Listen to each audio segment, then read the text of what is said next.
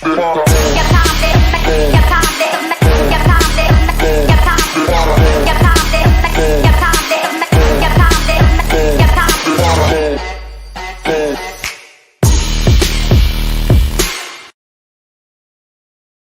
the fuck out of here. Fuck out of here. Fuck out of here. Don't you get the fuck out of here. Get the fuck out of here. Oh, get the fuck out of here. Get the fuck out. Get the fuck out of here. Get the fuck out of here. Get the fuck out of here. Get the fuck out of here. And that comes from the heart of most Tampa Bay Buccaneer fans. We're done. We're tired. We're frustrated. We're angry. We're upset. We feel hoodwinked, bamboozled, fucked over, deceived, lied to, because your head coach is a head case. Welcome, everybody, to Bucs Report the Aftermath. I need you to subscribe and lock in. Lock in on Spotify. Lock in on Apple Music. Lock in on iHeartRadio, because this is Bucs Report of the Reckoning. We're here to talk shit. We're here to talk real shit. We're here to speak football facts. And we're calling out all you pansy ass, flimsy, by the let me just go both way type motherfuckers who all of a sudden want to get on the Fire Bowls bandwagon. Meanwhile, Bucs Report the Aftermath, Coach Slick, the dude, and myself, AJ Turnup, told y'all this shit for over 3 years. Now all of a sudden everybody wants to be on it. No. Today, you gonna give us our fucking props. Welcome again. And we're here to talk again real shit, because this is more than just a bad season. This was a clusterfuck. This was an inexcusable type of devastating season, because it didn't have to be this way. And Bowles still has a job right now. Glazers, do the right thing. Your counterparts are out there already making moves. You better get your shit together. And we about to tell you why. We're going to break it down, not just through emotions, but logic, analysis. Since a lot of you motherfuckers like to talk about analysis, stats. We're going to talk about personnel. We're going to talk about what needs to be done. So no further ado, let's bring up our very own Coach Slick, a credible defensive coach, champion defensive coach. Hey, Glazers, you might want to take that ring coming, brother. That ring is in the post. I can't wait to get hold of it. That's right. Man, look, the season has come to an end, and unfortunately, Bowles hasn't come to an end yet. He has yet to walk the plank. Nope. I have a problem with that, Slick. We were Saints. I had a problem with that for 2 years, brother. 2 years. 2 years, Slick. How many times have we tried to explain to people about cushion coverage? How many times have we tried to explain to people about how zone works? How many times have you broke down if you think that one position in football fits everybody, you don't know shit. Slick, I'm gonna let you take it away. Right. Give me your thoughts. I always say, I am fucking tired. I am tired of seeing my team win first down, win second down. It's 3rd and 8, and I've got corners on the 8-yard marker, and I've got safeties 12 yards fucking deep from that. What happens? A post route, boom, guy falls over, touchdown. First down. The middle of the field, wide the fuck open. Wide the fuck open.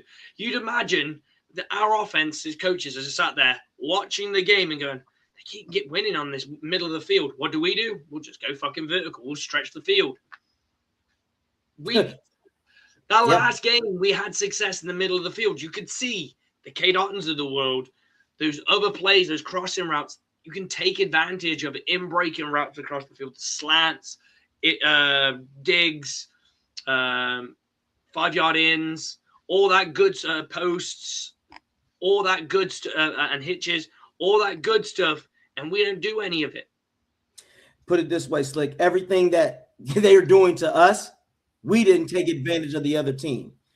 You know it's bad when you have a coach that believes in the opponents more than his own team. You just said it. They took advantage of our zone coverages, Slick. How come we didn't do that? They took advantage of our personnel. Why didn't we do that? Last time I checked, Slick, when we had all our 4 receivers, why weren't we airing this shit out? Why were we not running more spread? Where were the crossing routes? Oh, yeah, Slick. Hey, remember the Panthers' first touchdown when we played against the Panthers at Tampa? The first touchdown, Otten ran what? A seam. How many times I've been calling a seam this entire season with tight ends, and I said that shit would be open all fucking year. And I told y'all, using the tight ends would have literally decimated half of our competition. Because let's be real, Slick. There's only a few teams in the NFL that have a complete linebacking core, have a complete secondary that would be able to handle all of our receivers. Mike Evans, you have to double. We know this, Slick. Chris Godwin is junkyard man in the slot. Yep. McMillan can eat in a corner post. He's got good hands. Mecca was a star on the rise. And you run up the B gap. Grizzard should never, ever get a job as an OC in the NFL again. Matter of fact, Slick, I think he don't even need a job in the NFL anymore, because when you can't make it work with that type of team, remember, Slick, when you asked a long time ago, guys, Slick said this about Byron Leftwich, that owners are going to ask him questions. How can you not make something work with Tom Brady, Mike Evans, Chris Godwin, Scotty Miller, Cameron Brate back then? The same logic applies to Grizzard, Slick. Owners and other teams would ask him that. How do you not make this work? And I do think that's why I honestly think, Slick, he shouldn't get a job, because someone like me and you, as many times, ladies and gentlemen, in Bucs Report, we go over plays, play by play, scheme by scheme. And judging by you, if I were to play Bowles' scheme, I'd put up 40 points a game. Seriously. Because we found every weakness in Bowles' defense. And this entire season, Bucs fans, it's been a shit show. And let me show y'all one of the biggest issues, guys, that he really has to go. It'd be different if Bowles would have dropped this and walked off the stage. Listen, we fucked up. I would have respected him for that. If Bowles had been like, guys, it's all on me this season. I have to change my ways. I have to go back and reevaluate myself. I really let the Tampa Bay fan base down and the organization. I hope you guys can forgive me and give me one more opportunity to make this right, because it is all my fault. Nope. This motherfucker does this. Message to Buck fans who don't feel you've earned a chance to coach this team in 26. All I can do is coach and be myself. You know, I've earned the chance. I won 3 straight division titles, so that says a lot as far as I'm concerned. But I don't really have a message for fans other than true fans are true fans, and we're going to try to do our best to go out there and win for them. You know, they're going to feel how they feel, but that's not a coach's problem. A coach's problem is to make the team better. That's all I'm looking forward to. Understand their frustrations about this past season? I understand their frustrations, and I understand our own frustrations as well. It's well warranted, and it's well warranted within the building as well. Slick, I'm gonna let you go and carry this one, because I have my shit, but I want you to just, because you're gonna give it. I hadn't actually seen this. You're gonna get a real reaction from me in every sense of the word. I just heard I just read what a bit of what he said. So I liked how he didn't say how fans should be or anything like that. That's kind of cool, because some people could get in their way. I don't give a fuck what fans think. He does care, so that's kind of a good thing. And the negative is you aren't making the team better. You aren't. You haven't made the team better. And I'm about to go through a little taster of how bad a Todd Bowles defense has been since he's been head coach. His first year in 2022, he was the head coach. He was named middle of the preseason, I believe. And all of a sudden, let's have a look at his defense. His defense ranked top 10 in total yards. And you're thinking, what a good year. This was great. Fantastic. Passing. Guess where you're ranked? 26. 23rd. Close. Passing touchdowns. Guess where he ranked? 20th. 5th most. Oh, God. 5th most in the NFL. So what was he propped up by? A good run defense. The next year, it gets worse. Yep. It doesn't get. That was a decent year for a defense. The following year, let's have a little look. And I like doing this because it's live. Again, another top 10 defense in total yardage. Right? Then we go into the passing yards.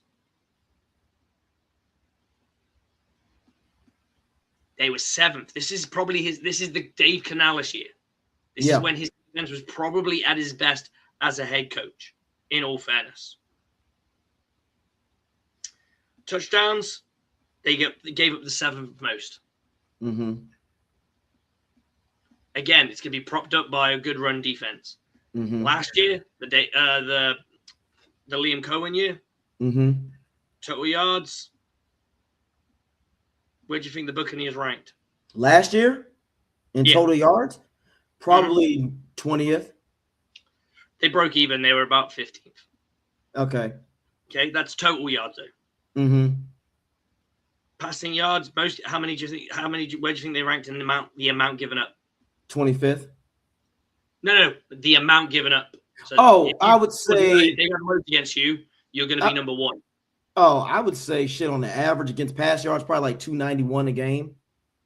Right. I've got the total. They ranked 4th. They gave up the 4th most passing yards in football. Touchdowns. They were a little bit better, but they were 11th. So they gave up the 11th most touchdowns. In the past, this Buccaneer team can't get it fucking done. And now we're into this season. This is going to be interesting. Total yards, the Tampa Bay are the 14th worst team in giving up yards, which is about break even, right? You're thinking it's about break even. But we're going to go into the passing yards, and the Buccaneers give up the 6th most passing yards. I can believe and that. And the 9th most. His defense has been one of the top worst teams in pass defense. Top 10. And mind you, he's a defensive-minded person, Slick, and he also played a defensive back with the fucking Redskins. You would think he would learn and develop these guys. Nope. AJ, I got a little nugget I want to put at you because I think you'll like this. When this season is all said and done, and let's say Todd Bowles walks away from the game, either he retires or he gets cut, he gets fired. When it's all said and done, and we all go, what was Coach Bowles' biggest accomplishment? Who did he develop on this team? Now, I'm gonna throw some names out here because I do think he's had a little bit of input. But who has benefited the most from having Todd Bowles as their coach? And I could have named people. I'm not gonna go with Winfield because I think Winfield was better his first year under Arians because they were far more of an aggressive unit. But shit, I'm really trying to think. It's probably him and Colton Davis, the only one who's gained any sort of benefactor of having him as. Yeah, but even with that. And then to a lesser degree, it's going to be Jamal Dean. To a lesser degree, it's going to be because these are the guys he's going to work with the most. Yes. He's a defensive backs coach by proxy. He spends time in other rooms, but the room that he's supposed to be the guru for, realistically, is that room. And that's the room that gives up the most yardage. And me and you've said time and time again, and you agree with me, that the pass coverage and the pass rush are married to each other. So if you've got a shitty pass rush, doesn't matter how good your corners are, they're going to get burnt because they have to hold their coverage for longer. Right. And you have to, and then when people say things like Vita Vea, no, Vita was a stud before he got there. Remember, I've got this one. He didn't blossom under Bowles. He blossomed under his position coach. When you play football, it ain't the fucking head coach or the defensive coordinator that is growing players. It's every member of the secondary. Yeah. that you look at the secondary and how the fact that we've had some dogs on the secondary is a credit to Coach Bowles. None of them are going to turn around. No one's going to turn around when Coach Bowles get 10 years from now. Is anyone going to turn around and fuck me? Coach Bowles created this player, this Hall of Famer, that Hall of Famer, this dude, that stud. It ain't going to happen. He made a bunch of players, some of them good and some of them very good. None of them will go into the Hall of Fame. No. And breaking news, I think the dude is going to share some glory.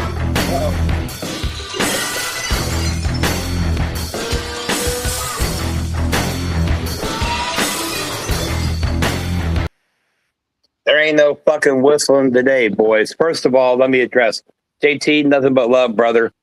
But we just told you the stats about how the secondary hasn't improved and they've given up the booty, and you're going to try to claim that they've improved. Now, with that said, everybody's entitled to their own opinion, but the problem here is opinions don't mean shit when it comes to reality. And the reality is, per Pewter Report, so go argue with them, you fucks. The Buccaneers players have told Pewter Report that the reason the Buccaneers struggle so much on defense is Coach Bowles' insistence on too many walkthroughs and not actually running the fucking practice. Now stop. Please tell me how that's Baker's fault. Please tell me how that's the player's fault. That falls on the coach. And if a coach comes on the fucking press conference at the end of the season and he says, I'm asking for another chance, he is by default admitting that this is his fault. Do you know why? Because he, unlike most Bucs fans out there on social media, understand that the buck stops with him. So let's make excuses. The fact of the matter is, Pewter Report is reporting, and before we go any farther, the longest standing Buccaneers media outlet, the media outlet that has been reporting on the Buccaneers since the majority of you were not even alive. The same outlet that used to put out their publication on newspaper because there was no fucking internet or cell phones, is reporting that multiple Buccaneer defenders are saying the problem with the Buccaneers secondary is they blow coverages because they don't understand the scheme and we're doing too many walkthroughs instead of actual practice. Now, keep in mind, several years ago, the Players Association negotiated getting rid of 2-a-day practices in the offseason because it's really hard and it hurts us. And yet injuries since that point are through the fucking roof because there's no conditioning. So that's a physical thing. But now we got Todd Bowles, who is just like, well, us just walk through the practice. How are you going to learn anything without doing it at least half speed, let alone full speed? All right. The Buccaneers are now in a position where you have your coach basically begging for a second chance. The owners aren't 100% whether they're going to keep him or not, according to conflicting reports. And yet, we're supposed to get behind somebody that even the owners aren't 100%. For example, I run a restaurant, let's say. I'm going to go ahead and my first advertisement for that restaurant is, come on down to the Dude's fucking Steakhouse. I'm not sure the steak's any good, but why don't you come down and try it? Are you going to fucking show up? No, because I'm not even confident in the product that I'm selling.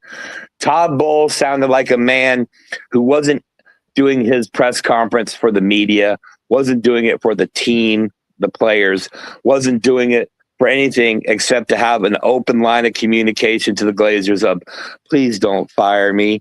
Now, if you're in fear of being fired, then you know your time is short.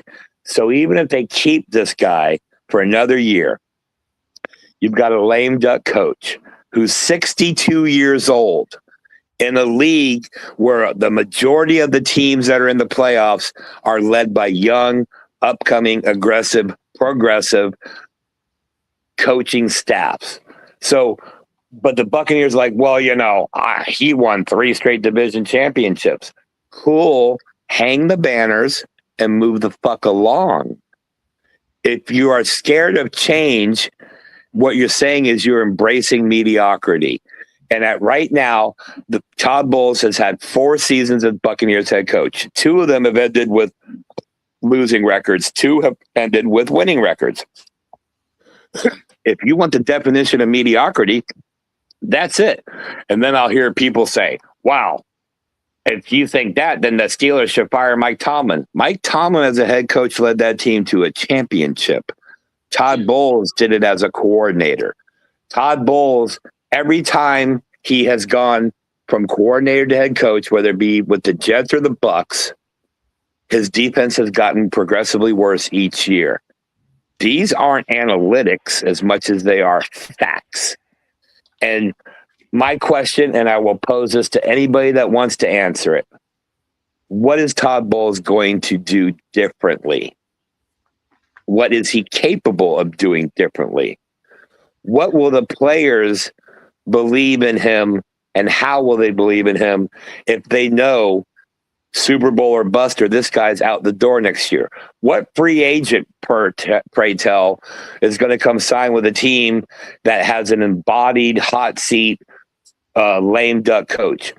What team or what player is going to re-up his contract and stay here if it doesn't appear like the owners or the coach or the GM are willing to hold anybody accountable?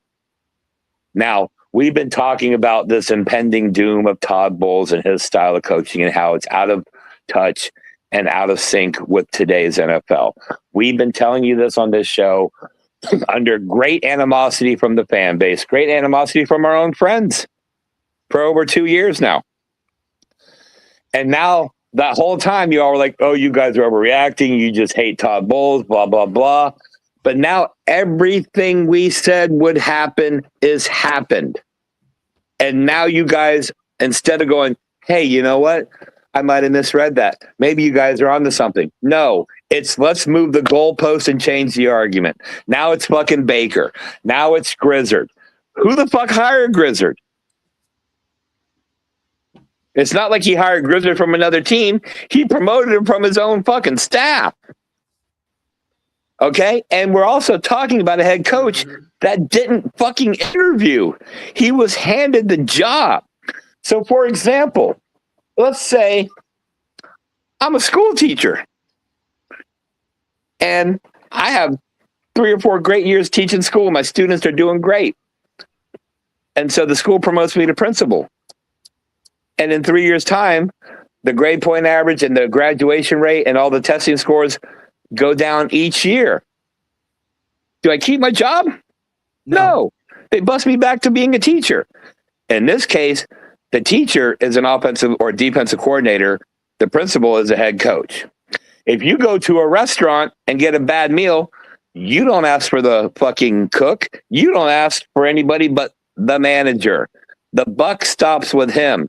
And today we heard Todd Bowles realize he looked around before the press conference, realized he ain't got a motherfucker to point his finger at but himself. All he saw was mirrors. And instead of going up there and saying, you know what, everybody, this team fell short this year. The ultimate responsibility of that weighs on me as the head coach to oversee every aspect of this team, from practice to game plan insertion to game plan execution. And it didn't work. I failed. And I hope that this organization will give me a chance to redeem myself. No, he skipped all that first part and just said, please give me another chance. As if he got caught cheating on his wife and he's asking her to give him one more fucking chance. Buccaneer fans, if you continue to support a guy whose record and every one of your analytics that you have points to mediocrity, then you're accepting mediocrity. And I keep hearing, well, we don't want to fire a coach and go back to the way the Bucs were in the 90s. We're there. We're fucking there. We just happen to be in a shit division, and we get little fucking participation trophies to hang in our practice facility. Do you notice there's no division banners hanging in the stadium? Right. They hang in the practice facility. So that's for the players. And the players had every chance to come out and say, I want to keep Todd Bowles. And I think I heard 2 out of the 10 I've heard talk. Everybody loves Tristan Wirfs. He's a fair guy. He's a good guy. He's a Buccaneer. He's Mr. All-Pro both sides of the ball. And what did he have to say about the potential of losing Todd Bowles? Don't give a fuck either way. If you don't give a fuck, what does that tell you? In other words, sure, every defensive guy can line up and be like, I love Todd Bowles. But if the offense is like, I hate Todd Bowles or he's the problem, that's a divided team. Now, again, to circle back, and then I'll jump off so you guys can go about your business. Pewter Report. So this isn't lowly Bucs Report. This isn't TMZ Joe Bucs fan. This isn't even Bucs Game Day. Pewter motherfucking Report is telling you the players say we are losing the lessons needed to be taught because Bowles insists on walkthroughs. And my question is, Bowles, walk through a regular practice, your fat ass just has to stand there. So what's the difference? That said, that news need to get out there before you guys went any further. I understand this is a polarizing debate, and I understand that people are scared of change. But if you don't embrace change, you stay in mediocrity. And I've been a Bucs fan longer than anybody on this show, longer than anybody on this fucking internet or planet. Do you know why? Because I've been here from day one. I have had season tickets more than anybody else that I know. I have seen the worst. I have seen the best. I've seen them raise the Lombardi in person. I've seen them go 0-14 and 0-26. So when I tell you I don't speak out of hyperbole, I don't speak out of I'm upset because we lost the game, that I speak from a place of logic and tempered pain and suffering, that this coach is closer to Mike Smith than he is to Tony Dungy, and Tony Dungy was fired for less. 1, 2, 3, I'm out. Boom. And let's also get another example, Slick. Gruden lost when he lost 4. He got fired losing 4 straight. Mind you, didn't have a team like the Bucs with this offensive firepower. And again, we're calling out people. I am anyway. Again, for you motherfuckers out there, yeah, loose cannon. I'm talking to your asses. I don't want to hear you say, let's fire Bowles. Fuck y'all. You hypocrites. And you're nothing but wishy-washy.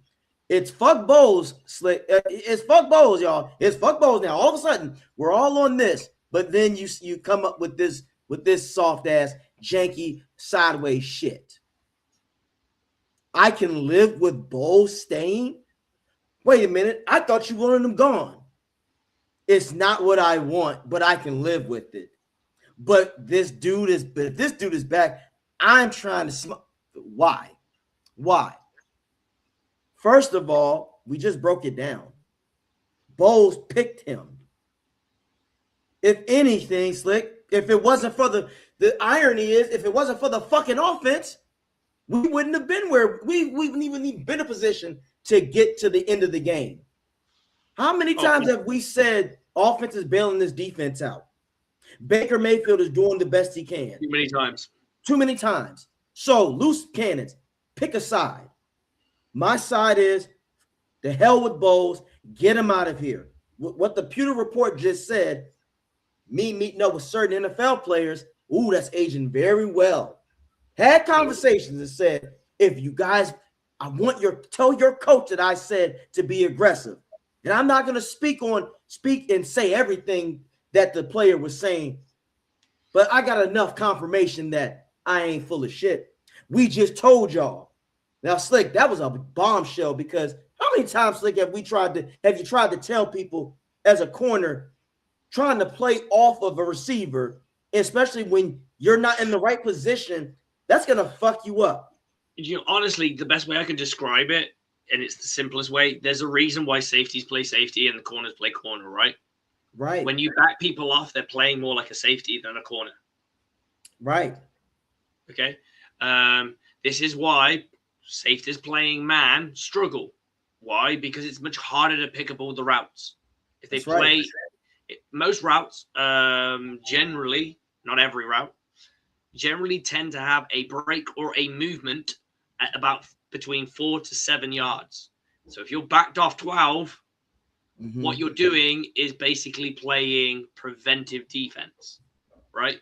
What that means is you are so far backed off, you react to the ball throw and you're coming down on it. So you're either hoping that you can break it up by getting there early enough, if you've got the speed and you diagnose it quick enough, you're limiting the play that it can't make a first down or it can't do a lot of damage. And that's what Bowles' mindset is. This is when we say that Todd Bowles is conservative.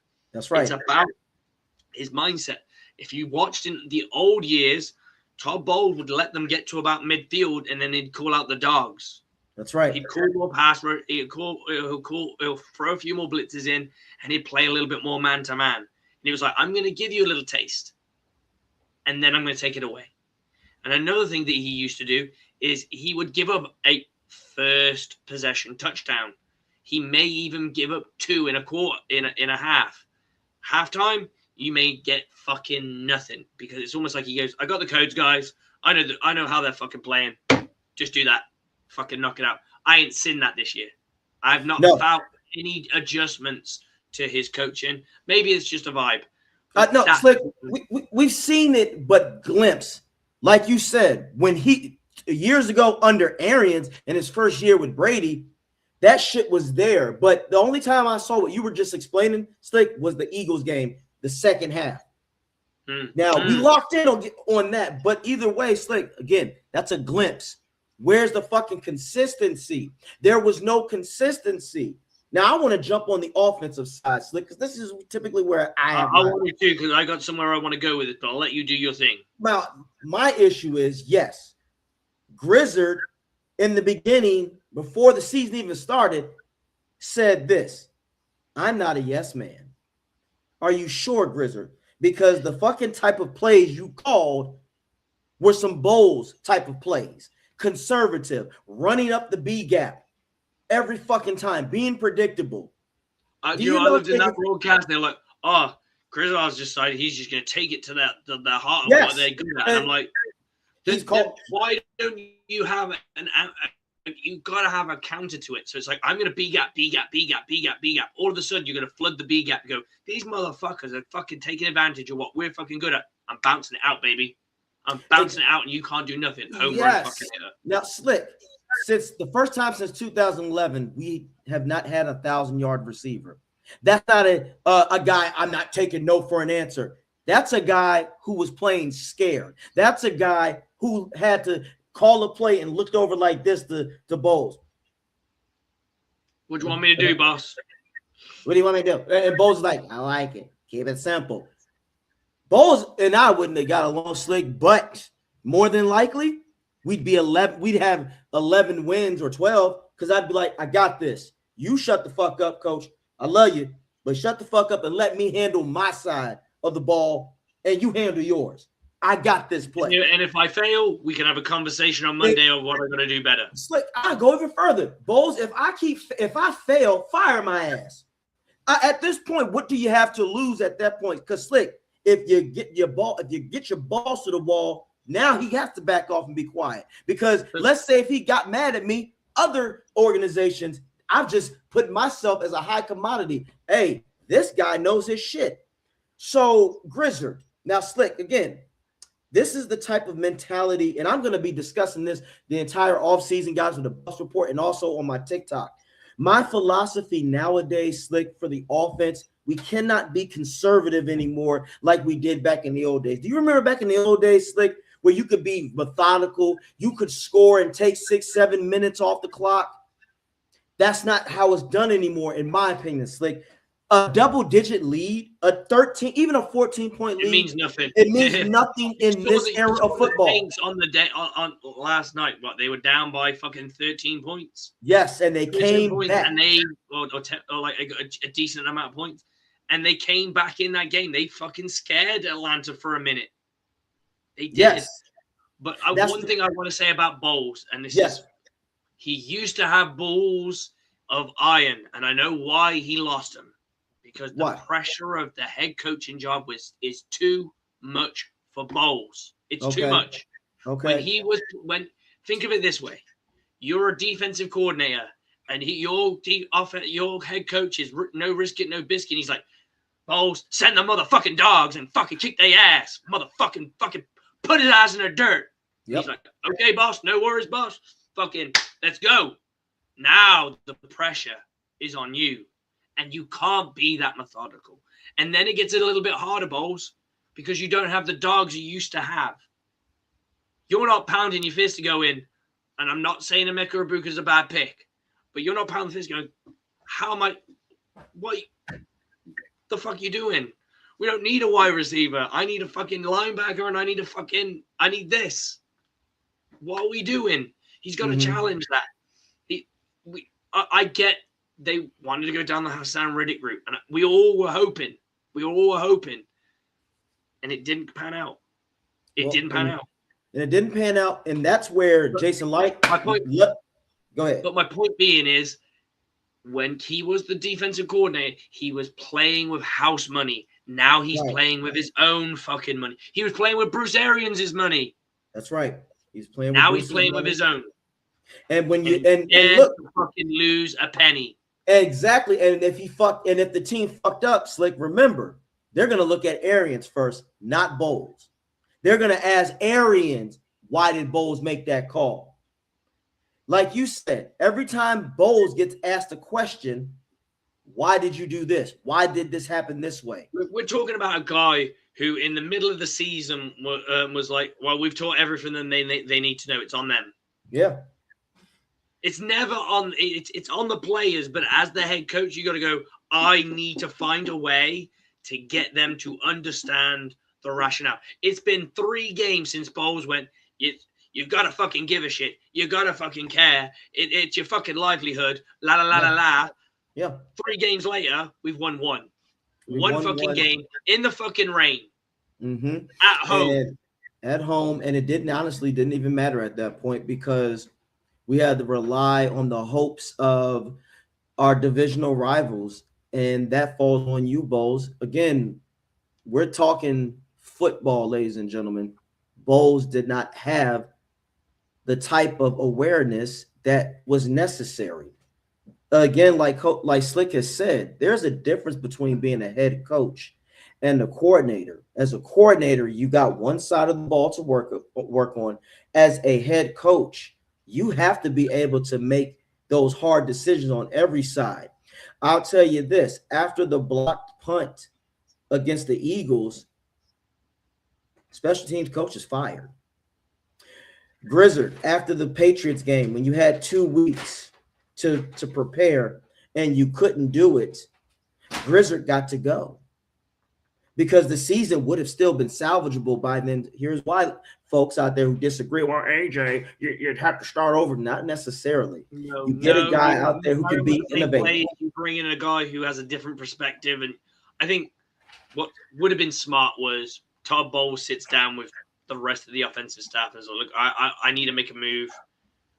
Is there anything you guys would have done different in that game? You get a feel for what they would do. And the quarterback, sure, the passing game coordinator, or whoever the fuck. Yeah, I do this, do that. And if you like what they're saying, you go, right, I'm going to go in a different direction. I'm going to let this guy be the guy. And here's my comment.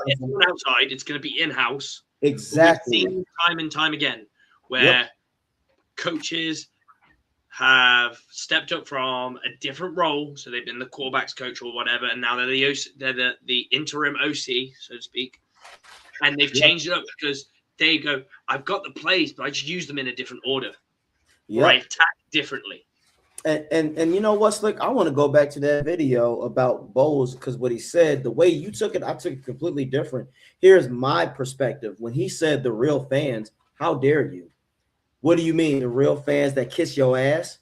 You mean the fans who say shit like this? Oh, you want those type of fans. You want those type of meat riders. Okay, first of all, no. Here's the issue with that, Slick. What do you mean? Real fans, we're Buck fans, but you know what, Slick? We're fans of that football first, the game of football. We can watch other teams because we love the game. We can be involved in other teams in college because that's what we love. So, Bowles, for you to go out there and say that, you're deflecting yet again. It's not about that, Bowles. You are fucking this up. Your stubbornness and arrogance, because that's what it is. Arrogance, stubbornness, and delusion is the reason why we keep losing. Let's show another example, Slick, because for people out there like Loose Cannon, again, around this time, they were chastising us, Slick. You know, people, they were saying, other people on TikTok, you guys don't know what you're talking about. When I show this fucking shit right here, Slick, these are the patterns. First year, 2023, 2024, and then this year. What are you saying? We saw this coming. We saw these habits. We saw these midseason slumps. We saw the last minute, late season heroics. And even with that, during the late season, we always dropped the ball in one game. Remember, last season, we were on that little hot streak when we were playing garbage teams. And then we beat the Chargers, and we looked like we were going to get to the next level. We lose to fucking Dallas. And then we barely beat the Saints. The year before that, all these games, for the most part, Slick, if you really think about it, the defense let us down. Not the offense, the defense. For people out there, like you said, that blame Baker, if there's no Baker on this team, oh my God, we're the Tampa Bay Jets. We're the Tampa Bay Jets, Slick. The Tampa Bay Jets, 100%, because we would have been lost. So again, everybody. Now, Slick, I'm going to just say this little piece about what I'm going to be talking about from here on out during the offseason and also on my TikTok. My philosophy now on how offense should be run, Slick, is you can get methodical, but instead of, for me, I only want between 6 to 7 plays to get me into the end zone. And that is circumstantial depending on who I'm playing. If I'm playing a mid defense, Slick, I'm going to go intermediate, short, intermediate, and then deep because I want to draw them in. You're like me. You like a layer. Yes, I like layers because then you want something short and a dump off. You want something in the middle that you can take advantage of and get that little bit. You know, yes. If it's third down and you're like, okay, I'm going to trust my guy with the good legs who's got good vision, who can probably make somebody miss. He's going to squeeze it up if someone's not open. And then I've got my deep threats and what have you. And you use those deep threats to pull defenders. People don't understand having a Mike Evans who gets double covered is a blessing in ways if you can't throw to him because he's going to pull coverage in his direction. So that means that they might bracket him. So you take the corner and the safety away. So now you put somebody in that area underneath it, they can still get the first down. They still get the first down. And also, when I'm on my second drive, let's say if we get a 3-and-out on defense, now, Slick, I turn it up a notch. Let's say if I take a few more shots and then we get down into the red zone, Slick, I'm not going to give the defense a chance to breathe. I'm going to do a no huddle, and we're going to practice at least 5 plays to where we're doing a no huddle situation so we can keep the defense lax. The problem, and we just said it, Slick, 14 points don't mean shit. And sometimes, Slick, you taking too much time off the clock can be counterproductive. Why? Because you're giving someone like Slick, guys, he can have a defense where he shuts that shit down, where instead of me getting 7 points, I only settle for 3. But me settling for those 3 points, Slick, can come back to bite me later on down the line because I didn't score those 7 points. You got to want to score fast, ladies and gentlemen. I know they always say start fast, but when I mean score fast, Slick, I mean by mid-first quarter, I want to be up 14 fucking points already. You put the pressure on the defense fast until you can close. Exactly. My philosophy is you want to be the last person to score and the first person to score. So as soon as you got the ball, you want to score. But last person, you want to be the last person in the second quarter to score. You also want to be the first person in the third quarter to score because you add those up, I love it when it's the one thing I never got about Bruce Arians was like he wants the ball straight away, and I'm like, nah, man, let them have it, let them fucking have it, because you get to do this beautiful thing going, or I call it bang bang.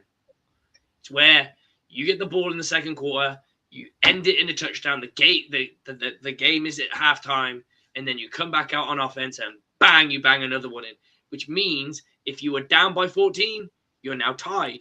If you were up, if you're tied, right?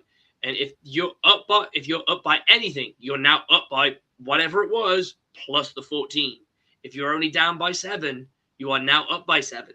So it's the ultimate gut punch, in my opinion, from momentum to a team. But I want to touch on about Baker, because Baker's a big thing, and like a couple of people have said that Baker Mayfield has been poor this season, and I want to get my head around this, because I want to understand why Baker is so bad, because everyone says Baker's bad, right? Right. Okay. Is Baker finished yards? Where do you think he finished? He finishes 12th or 13th. 10th. 10th. Top 10. Case. Top 10. Touchdowns. I'd say touchdowns, he's probably either 11 or 13. 8th. Interceptions. I think he has 11 interceptions. He has 11 interceptions, and that puts him the 17th worst. The 17th worst. However, the seventh worst. However, and I want to talk about this, and I'm going to bring it back up now because I'm going to just quickly put in yards again. Is Baker Mayfield better than Trevor Lawrence? Yes. Okay. But a lot of people think Trevor Lawrence had a better year than him, yes? Yes. Okay. Trevor Lawrence has a couple of 100 yards more than him.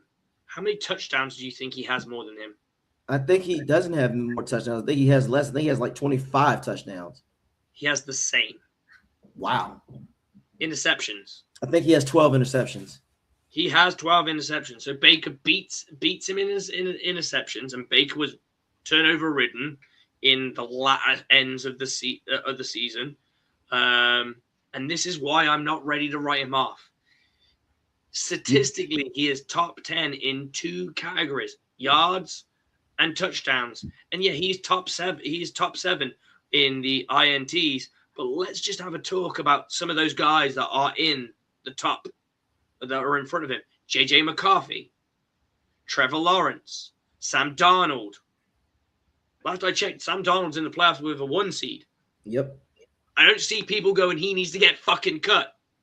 Yep. I don't see it, AJ. I don't see people going, this guy needs to be out. Completion percentage. He's only got 1 or 2% over him. Sam Darnold has a few more yards, a few 100 yards more than him.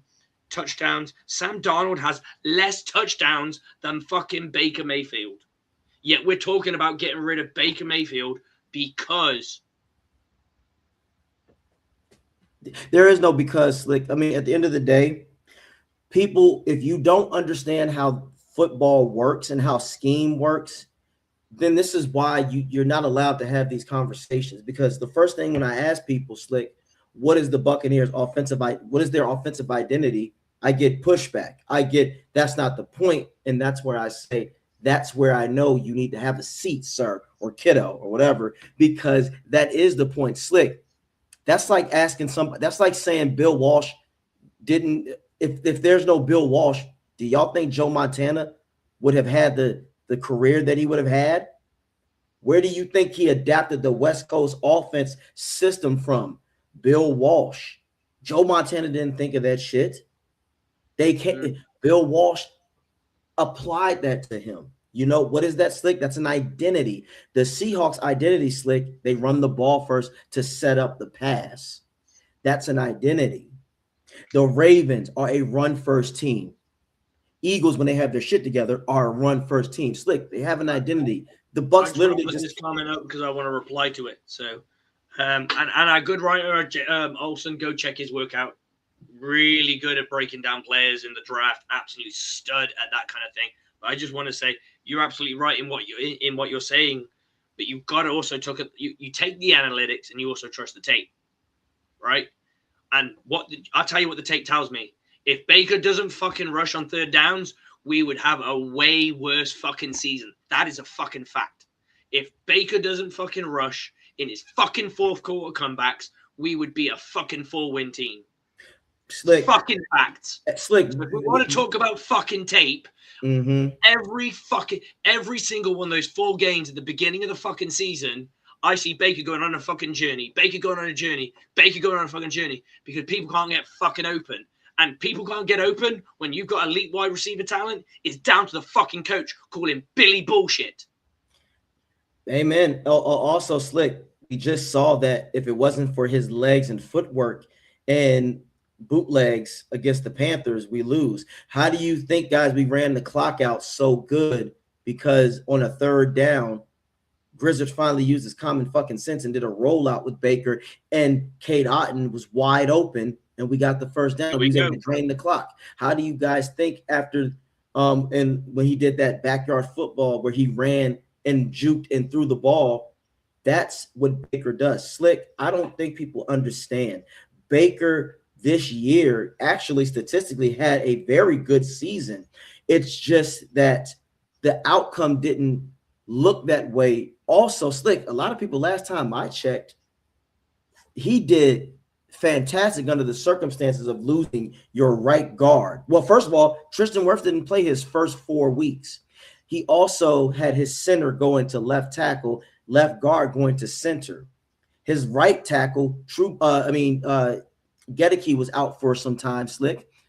Cody Mock was out for the entire year. Then Bredesen goes out. I'm also saying, I'm not going to sit here and say that Baker's blameless. I'm not going to sit there and say it. I'm just saying that I'm not willing to fucking throw a quarterback away just because of a fucking cut. He did have a poor end of the season, right? 100%. 100%. He was poor. But I also believe he was carrying injuries that we're not privy to. That guy was not 100%. And why was he injured, Slick? Because he was trying to be Superman with an offense that had no identity. I think people don't realize, hey, Slick, isn't Patrick Mahomes out for the season and he didn't finish because he was trying to be what? Superman, because he didn't have a team. I just think that people don't understand. Again, I'm not here to I am here to not attack, but I am here to antagonize. If you don't know how shit works, it's easy for you to run your mouth because you haven't been in those rooms. Slick, I've been a coordinator before. I've been a coach. That shit, you have to really know this down to a science. Isn't like you said, that's what makes football beautiful. You can't, I think Slick, the problem people think, they see a team do something successful, and when we ask the why behind the success, they can't elaborate like you can and I can. Like, Slick, can you give the people a good reason why the Tampa 2 worked under the Bucs in the early 2000s? Can you just explain to people in a nutshell why the Bucs were good running the Tampa 2? Okay, so the Tampa 2 basically forces the two wideouts to kind of get pressed to a degree. I believe the phrase that I've heard Coach Nickerson, the great Hardy Nickerson, who taught me a lot about cover 2, is they want to push them inside. It's called hinge and sink. So you're hinging them inside and then you just sink him back into the flats and reading whatever's there. So you're pushing them into the mid. You're trying to push them not into the middle of the field because they're never going to go in the middle of the field. But you're trying to push them inside. That allows the safety to pick them up. Hence your 2 high safeties. Right. It's also predicated on I believe, what's the phrase he used? People like Hardy Nickerson, Greg Spires, and a few of the other guys, Shelton Quell, who played in that scheme. What they would do is the middle linebackers drop is slightly deeper than the other linebackers. And someone asked a question and was like, what do you mean by deep? And he went, it's to infinity and beyond. So what that means is that middle linebacker basically gets squeezed that into a cover 3 when needed. Right? Yep. It is predicated off the free tech. The free tech is the reason you get your dominance. The free tech wreaks fucking havoc. That's right. And if you don't have that, compare your free tech next to a high-end pass rusher, Simeon Rice, baby. Simeon Rice, you got a choice. You can double team one, you can't double team both. And also, Slick, when you got corners that can. Oh, and I just want to add this little tasty nugget here. Yeah. What makes it really hard and really powerful is the fact that it's very hard to double team either of them. For one reason only. The free text position makes him harder to reach for the center. The center has to either go in front, so it means he can't take a pass protection drop, or he has to take the pass direction drop and play underneath to get the double team. And you gotta also it's either tackle or it's going to be Rice. And sometimes, Slick, what happens if your nose tackle just happens to be a little physical as well? You know, like your Booger McFarlands or your Stephen Whites. What if those you guys are holding that guy in place because he now goes, I got to worry about you. So now you've got 3 1-on-1s across one side of the field. The only person who can be double teamed is the other end. Yep. Which is so fine, you see, and I'm glad you explained it that way, because again, so what he tried to say, basically, you got to have all those parts moving. No scheme is solid proof. That's not how football works. But again, Slick, I'm gonna give people the example. Slick, I want you to look at this because this is what I have to usually go through. Peep this, Slick. You've never been wrong before, but today you're very wrong. Your quarterback fucking sucked. Your team sucked today. And bottom line is, it wasn't Todd Bowles today. It was your execution on the field, and they sucked. So what is the Bucs' offensive identity? Say that again? What is the Bucs' offensive identity? Who gives a fuck? Your team lost today. Why are you making this excuse? You see that, Slick? That is, unfortunately, Slick, that's the casuals in a nutshell. That's loose cannons in a nutshell. That's people who tweet. Who was that anyway? I don't know, some random joker who, again, a casual who don't know shit. So again, it's people who say shit like this. When you ask them the meat and potatoes of how things work, Slick, my brother, they can't get it, and it infuriates. It annoys me, Slick, because again, he was talking about the Dolphins game. How many times, Slick, have we watched shit like this in certain plays, and we're going, so that's Baker's fault? You see how far Dean is, and Pewter Report has just confirmed everything. I want to reiterate to this. We know, bring that play up. We also know, can you bring that up? We also know that Dean's playing the flats in this. Yep. Right? Which is why you can tell it's zone. He's way off, and not only is he way off, he's very disconnected. So if this was a man coverage, their feet would I realized that you can't see my cursor pointing at it, but his foot that's nearest to the sideline should be in line with the Dean's inside foot. They should be in line with each other, and they can be a little bit off if you want to. That's fine. But if you look, his foot, there's a good yard to 2 yards off. That tells me that they're in zone. And then you can see when he runs, Dean really wants to be pushing him inside so that Tyke Smith can pick him up, and then Dean would just float underneath the play in an ideal world, right? Because you don't know what the running back's going to do. Now, if you look at the running back, he's in a gun situation, which means he's most likely, if he's going to be handed the football, and this, I could give you the whole schematics of this. If they hand the football after this, he is most likely coming Dean's way. In the sense of, if he goes A gap, if he goes weak A gap, it's going to be the linebacker who's in that A gap. He's going to have that all day. If it's B gap, you got I think it's Logan Hall. He'll take that. If it's D gap, it depends if you bounce out.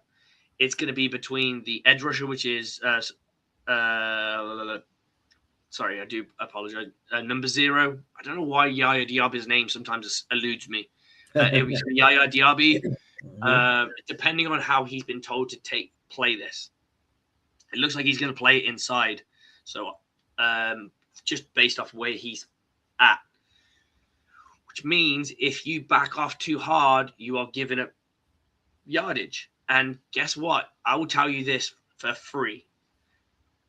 Cornerbacks have to play the pass first, but in this case, he is the force defender, which means he has a very hard run responsibility for a pass first defender. which means his first steps should, if he's pass first, should be backwards. If they decided that in this case scenario that he's going to be run first, his first steps will be backwards. If anybody thinks he should be keeping up with a corner in this particular thing, with the way he's lined up, he is at every single disadvantage because he's got to play this run first. He's got no choice because he is the force defender on this play. So he is run first on this. Can't play pass first because if he goes backwards and they hand the ball off to the running back and that ball bounces out to him, he's already backed off to about that 35, and he's got to come down and play it on his own, backing off to where the game marker is. So he's got to come down and play that, which means he's probably going to meet him around that 40 marker. You've just given up 5 yards. Boom, y'all, ladies and gentlemen. Thank you, Coach Slick, for doing that. I appreciate you. And again, that was on the 1st and 10, guys. Why are we giving that up that much space anyway?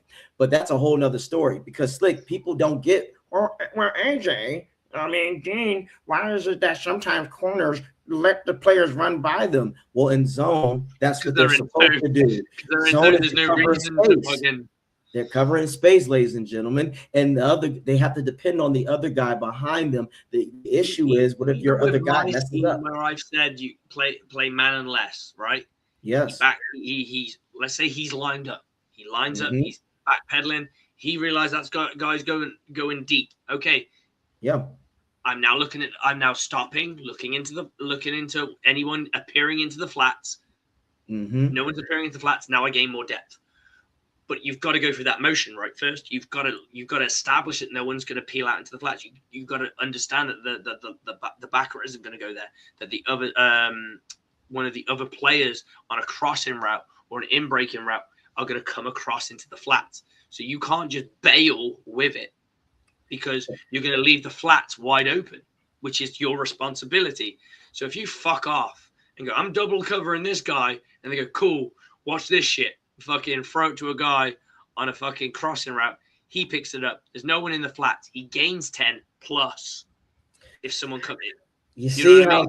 Yeah. How the fuck did they let that happen? Well, they let that happen because this corner decided that he was going to go and double cover a guy when he did. That was not his responsibility. Now, this is the difference.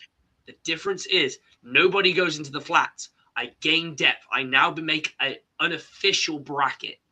Or as I'm in the flats, I read the quarterback eyeing up that fucking dude. The one that's just gone by me. I now hit the fucking afterburners and I bail up. Now we've bracketed it. That's an unofficial bracket. So what you've done is I'm going to leave the flats because you're not going to go. You're not going to go to the flats because you're already looking at somebody else, and that's the benefit of having a zone coverage. And that's the problem. I'm glad that you're presenting this, and you see how you're. I like the fact that Slick that you're explaining it this way because, and again, no disrespect to you casuals out there because that's what if you don't have to know the game to enjoy it. But do you see how difficult it would be for certain people to keep up with that what he just explained? Because Slick, again, when I say just play man. You know me, I'm simple. We don't know what they've called. We don't. You know what I mean? There's certain instances, like when you take a snapshot like what you just shown, I can see it's completely, but in a live game scenario where I'm just sat drinking beer, I'm not going to fucking know straight away that it's zone. Sometimes there are things that tell you that it's zone, but generally, like I don't expect everyone to know it's zone coverage straight away. I wouldn't expect anybody. And I try to watch the game as a fan rather than because I want to enjoy the game, not fucking sit there and take it, break it apart. Every now and again, it's obvious when they show you like replays. That's when you usually figure out and you go, fucking zone. That's why. I feel you. And we're my wife has probably heard me sitting there going, they fucking backed off the fucking corners again. This is we're giving up a fucking we're going to give up a first down. Watch. But babe, watch. Yes, I mean, you could ask Lindsay, my brother. I'll be in the bar just going, oh, shit, here we go again. We're going to be doing this. Oh, we're going to go up. The way you talk about defense is the way I am on offense. Oh, boy. We're going to run up the B gap, aren't we? Oh boy, oh dear. But hey, look, you shouldn't have removed that Panthers fan. Look, Panther fan, congratulations. The Atlanta Falcons got you to the NFC South in the playoffs. Oh yeah, here's another thing. You're going to get blown out by the Rams. You can't talk shit because unlike the Bucs have been to this dance. Like, see, we've been there. Panthers, may I remind you, you're 0-2 in the big dance. Your organization is run by a dictator, not the other one in the White House, but another dictator in Carolina. You have a midget quarterback who is still mid. McMillan is okay, but whatever. At the end of the day, you haven't gotten there yet. So have a seat and eat your nasty boiled ass barbecue. With that being said, I want to thank everybody for checking out Bucs Report, the aftermath. Again, the reckoning is here. If you want to football, if you want to know football and Bucs ball, you come here. That loose cannon bullshit, that's what they are. Loose cannons, just shooting with no direction. Because we stand on business here. AJ Turnup's here. I don't want Bowles. Fire his ass. If the Glazers bring him back, you're telling me you accept mediocrity and you are scared. You won't see me tweeting shit like this. If I can live with Bowles, fuck that. I don't want to live with Bowles. I can't stand him. If he comes back, I support the Bucs, not Bowles. I do not trust him. Slick, there's nothing that he can do unless he does a complete 180 overnight and plays the way the type of defense you want to play. Anything else, I'm just looking at the countdown and I'm going to be looking. So again, guys, thank you. Subscribe to YouTube, Spotify, Apple Music. Also, you can check me out on TikTok, AJ_Turnup on Twitter. I'm going to be on a nice offensive rampage, and I'm going to explain and break down the depths of my philosophy, how I like things. And Slick, thank you for giving me a good nickname by it, The Layers, because that's what it is. The layers of how it goes. It's going to be the layers of AJ Turnup on what it means to run my type of offense and why. If they ran my offense, the Bucs probably would have scored 35 points a game because the way I go hard or go home, and we wouldn't have been going home. With that, y'all take care of yourself. Slick, continue to do your thing, guys. Check out my YouTube video. It's about bucking time. Give Coach Slick an opportunity. We need to bring his football intellect to the States. The UK, you've had him enough already. We need some new energy over here. We need some new juice. Because obviously, Bowles, you're done. You're cooked. Over and out. Go Bucs. Take care of yourself, bro. Take care of yourself, brother. I'll catch you soon. Peace. Right, guys. That is another season in the books. And it was a hard one to take. And it's going to change now. You're going to see a different Buccaneer football team. And the crazy thing is, I don't think Bowles can get more out of it. I think it's going to get worse. I think it will get worse. Mike Evans could leave. I think Levante David's practically left already. So now you are missing an edge rusher. And I'm talking, you can't just draft a guy who's going to be like Yaya Diaby. I'm going to tell you this for fucking free. Doesn't matter who you draft. Number one, even if you had the number one overall pick and you went for the best pass rusher, he is not going to do enough in year one. Pass rushers, go look them up. There aren't many of them. Not many of them in their first year get fucking double-digit sacks and fucking do everything. They don't. It's not a normal thing. They get acclimatized. They have their moments of brilliance. They get their strip sacks. And they will do their thing.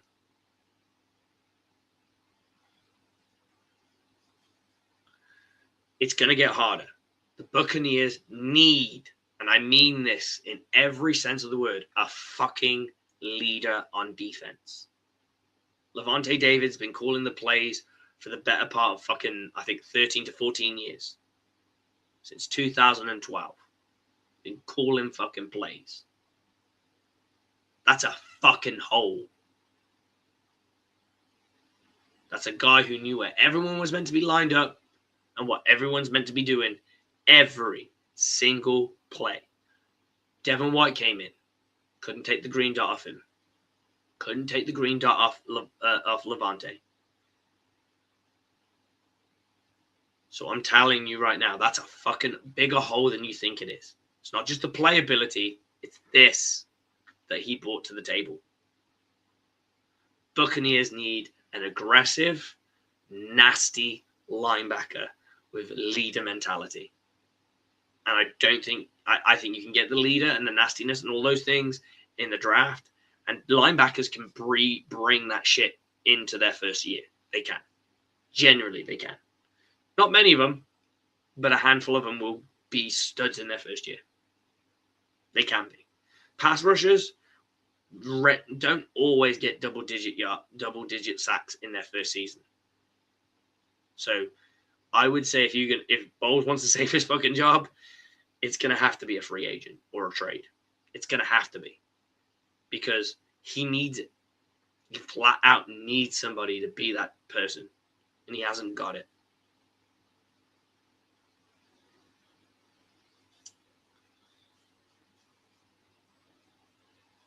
I'm just going to bring up my guy, Ice War Olsen. I do think the team is better next year just by adding a pair of linebackers, which is much better. See, I'm not 100% sure because I know what Levante brings from a mental side of the game. You can bring a pair of linebackers. If you can't get to the fucking quarterback, he's still going to call that fucking cushion bullshit. It might be better than last year, but will it be enough? Maybe losing Levante David will be a more hole than I think. God, you just take this into account. Think of all the different linebackers who have been next to Levante David, and Levante David has always had the green dot. We all thought Devin White was going to be that guy. Not one time did Devin White have the green fucking dot, unless Levante David was injured.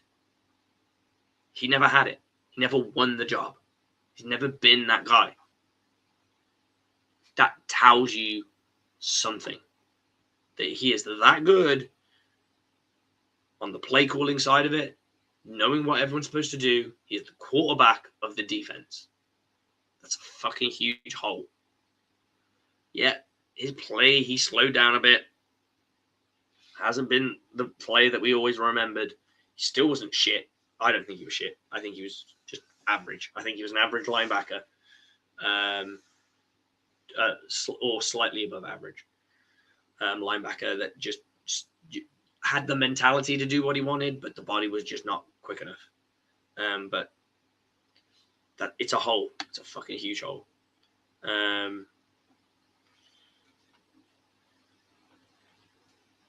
don't know about can't move. I'm sure he can move. I think he's just a step slower than he used to be. Saying can't move is a fucking stretch. I'm not sure. I don't think he's fast. I think he's just a slower linebacker now. He could get all right. I'll put it this way: if you put him with with a linebacker that is if you put him next to Fred Warner, he could be the Robin very easily, very very fucking easily. And if I'll tell you this for nothing. If Levante David decides he's coming back, it won't be to the Bucs.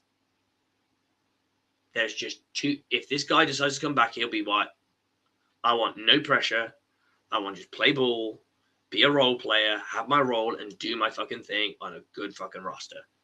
And if he went somewhere where he can just be the number 2 guy and be the Robin, he will thrive because he just play ball. Don't have to worry about play calling. Don't have to worry about fucking protection and all that shit. Don't have to worry about it. Just play ball.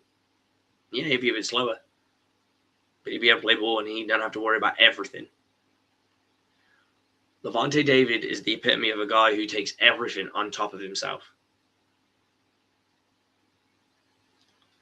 But yeah, he'll get there. If he does come back, I would be surprised if it's with the Bucs. Maybe he'll go to a team where he can maximize and potentially win a chip. That's my thoughts. But on that note, guys, thank you so much for this season. Thank you for the post gamers and all you guys jumping in on the post game. We are going into off-season mode, which means it's going to be mock drafts. It's going to be free agent talks. It's going to be more talk about bowls, probably. Offensive coordinator talk, because I'm 100% sure that they will get rid of Grizzard. And if they don't get rid of Grizzard, we don't know what the fuck we're doing. Baker's out of contract. Mike Evans is out of contract. There's a lot of fucking free agents that the Buccaneers need to re-sign. And I will say this to anyone who's not sure about Baker. Give me the name of the player the Buccaneers will get that will give them more success than Baker. Without it costing the earth. Because remember, pass rusher number one. Pass rusher number one. I can live with Baker. I'm not willing to sell him out based on fucking 6 games. I'm not. I've had too many good seasons with Baker. 2 seasons, really. 2 seasons of good football with Baker, where he turned the ball over a lot more, but did score a little bit more. That needs to change. He needs to get better, and I think he will. And I think he is made to be Tampa. I like the guy. And if he fails next year, then yeah, we got to look at a different way. So here's the real question: do you extend Baker, or do you tag Baker, or do you let Baker walk? Tag, walk, or extend? That's the question. Bucs fans, get to us. Put in your comments. Put it in everything. We'll check it out. Love you all to pieces. Bucs on me. Bucs on free. 1, 2, 3. Go Bucs!